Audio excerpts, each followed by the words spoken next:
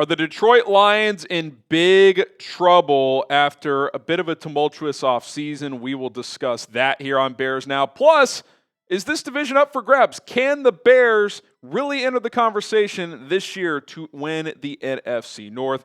My name is Harrison Graham. We discuss it all here on Chicago Bears Now. Let's get to the news of the week, the day, whenever you're watching this. Frank Ragnow has retired from the National Football League, as he is calling it a career at just 29 years old. And on the outside, certainly a big surprise. Like, I did not see this coming. Now, I don't cover the Lions on a daily basis, so maybe there were whispers of this. He wasn't at OTAs last week, so that raised some eyebrows. And we find out later today that the Lions were aware that this could happen. They were hoping he would play another season, but he is opting not to. I think this is a pretty significant blow for Detroit, because everything they do, all of their success offensively, like, I would say it's been twofold the last few years.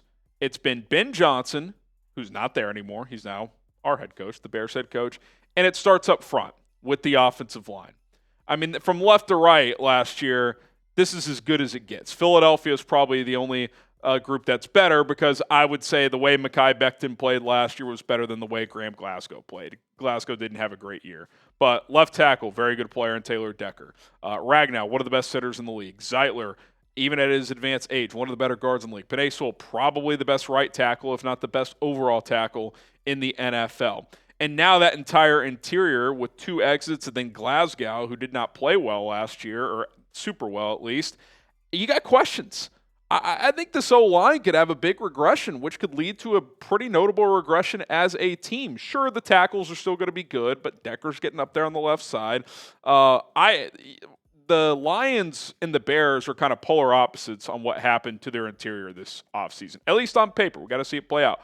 Bears beefed theirs up with Joe Thuney, Drew Dahlman, Joda Jackson. Lions lost two-thirds of their interior, and the guy that's still there was easily the worst of the three in Graham Glasgow. But with Frank Ragnow and Kevin Zeitler leaving, that leaves vacancies. And you got four guys to take three jobs, basically. Glasgow, I would expect, is one of the starting guards. Christian Mahogany, a second-year guard. I liked him coming out of Boston College, but he hasn't played yet in the NFL. We'll see what that looks like. Tate Ratledge, who's a rookie, and Miles Frazier, who's a rookie, out of Georgia and LSU, respectively. I think center is a pretty big question mark, because none of those four guys have experience, at least extensive experience, playing center. During the first week of OTAs, Tate Ratledge was getting the bulk of the first-team reps at centers, according to reports, so maybe they feel like he's the answer.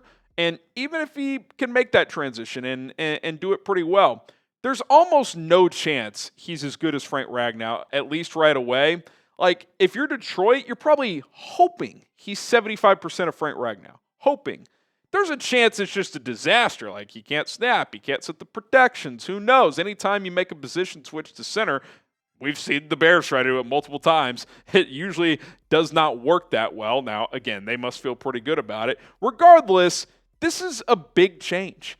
Like, Frank Ragnow to whoever it is going to be a drop-off. And even if it's close to the same level of play, it's still a new guy that Jared Goff has to play behind, right? Like, that center quarterback connection, which is why I have just been screaming for years to the Bears, get a stable center, someone that the quarterback can grow with, because this constant cycling in different guys year in and year out, it's hard to build continuity that way. Well, now Detroit's having to start over at that position. They don't really have a clear answer of who they're going to start over with, so it's been a tough go for Detroit. And listen, when you're a good team and you start paying guys and, coaches start to get poached, like, it's a good thing overall. It means you got a good thing rolling, but that doesn't mean it hasn't been a tough 6 months. That doesn't mean that there's reason to be somewhat skeptical is if Detroit can kind of keep this train rolling, right? I mean, they get blown out at home to the Commanders, and since then, it has just not been great. Ben Johnson comes to the Bears. We're fired up about that. Aaron Glenn leaves for the Jets, so they lose both their coordinators. They lose 6 more assistant coaches, including a couple to Chicago, J.T. Barrett and Antoine Randall. And they lose 4 key starters now and several other contributors. But just focusing on the starters, Carlton Davis, who signed with the Patriots, Zadarius Smith, who got cut, Kevin Zeitler, who signed with Tennessee, Betting they wish they brought him back, or tried to at least. And then Frank Ragnow just retired. And other than signing DJ Reed, who should mostly replace Davis, they haven't really replaced the other guys. They drafted a couple interior rookies, but I don't know if that's a high enough level replacement. And they cut Zadarius Smith. And oh, by the way, Aiden Hutchinson coming off a major injury. So that pass rush has major questions. We're about to find out just how good Jared Goff and Dan Campbell are. We're about to find that out because, listen, I've enjoyed's the wrong word. I've appreciated what that duo's been able to do. But they've had a lot of help, man. Ben Johnson has been the best offensive coordinator that wasn't a head coach in the NFL for 3 years running. Can Detroit replace that, even 85% of that? That's going to be tough. That offensive line the last couple of years has been one of the best in the league. Now the interior has huge question marks. Their defense, led by Aaron Glenn, has had some question marks roster-wise. And Aaron Glenn, say what you want about him as an X's and O's DC, he was like a second head coach for Dan Campbell. He leaned on him heavily to lead meetings, to be a leader on that football team. Doesn't have that guy anymore. That's, we've heralded Dan Campbell. We've said Jared Goff is, elevated himself to this elite status. We're about to find out if that's true or not, because you have a mass exodus like this, it is not easy. And if you're a Bears fan or, hell, a Vikings or a Packers fan, you got to be thinking, hey, yeah, the Lions have owned this division the last couple of years. It's up for grabs. That's what I'm thinking if I'm a Chicago Bears fan and as a Chicago Bears fan and content creator. So why not us? Well, we'll get into why not us here in just a few moments. I want to hear from you guys first. Who will win the NFC North? Type CHI for the Chicago Bears. Type FGB for the Green Bay Packers. DET for the Detroit Lions. Or MIN for the Minnesota Vikings. Get your votes in down in the comment section below. Get your Caleb Williams jerseys today at chatsports.com/Caleb jersey. $100, that's all. Chatsports.com/Caleb jersey. Go ahead and click and shop today. That link is in the comments and in the description of this video. Okay. Before we get into why I think the Bears should at least feel like they can make a push for this division, doesn't this division feel wide open right now? Doesn't it? Like the Lions, we just talked about their exodus. The Packers feel in a weird spot. Like, Matt LaFleur's having to go public defending Jordan Love. He didn't regress last year. Well, he didn't improve either. You got that going on. Minnesota, yeah, I love their roster, but going to JJ McCarthy, that's a question mark. We have no idea what that's going to look like. So I feel like if you're the Bears, you've improved on paper more than anyone in this division, starting with the coaching staff. Why not us? Why not the Chicago Bears? I'm going to dive into why I think the Bears should feel like they can win the NFC North this year. Now, this is not an official, I'm picking them to win the NFC North, but these are some reasons to why Bears fans should at least feel like it's a possibility. Number one, and I think this is easily the most important, is the coaching staff improvements. Ben Johnson's ever been a head coach. If he is worse than Matt Eberflus, let's just give up. I mean, just on just being different coaches, regardless of who they are, should improve the team. But I think specifically with the coaches they brought in, should vastly improve the team. Yeah, anytime it's a first-year head coach, you don't know how it's going to go. I feel pretty confident offensively this team will be competent moving forward with Ben Johnson. He's got Dennis Allen, a seasoned defensive coordinator who's been a head coach twice. He's failed. He's had success. He's seen different things. He doesn't have to worry about that side of the ball. Ben Johnson does. Dennis Allen has that under control. A lot of high-quality assistant coaches, Eric Bieniemy, Antoine Randall. There's been rave reviews out of Declan Doyle so far. That's been a positive. Veteran linebackers and senior defensive line coach as well. I just think the coaching is going to be good. And even if it's not great, it's been bad the last couple of years. So that is a notable improvement. You should win multiple games that you've lost in previous years on coaching alone. The interior offensive line, which we have detailed pretty well, is a complete overhaul. Whereas Detroit, for example, has gone the other way. It's a complete unknown with how that's going to look. Look at the upgrades across the board. Left guard, Tevin Jenkins, nice player, but he played about half the snaps, 60% of the snaps last year. Backups had to get in there. And even if he played all the snaps, he is not Joe Thuney. Clear upgrade. Center, Coleman Shelton. It's better than what they had in previous years, but still not great. There's a reason he signed to be a backup with the Rams. You go from him to Drew Dahlman, at worst, I don't know, top 10-ish guy in the NFL. Maybe Elvis top 5. We'll see. But a very good center in the NFL. Right guard, Nate Davis / Matt Pryor. I gave Matt Pryor a lot of props last year. What he did, his versatility to go in there and play at a solid level, kudos.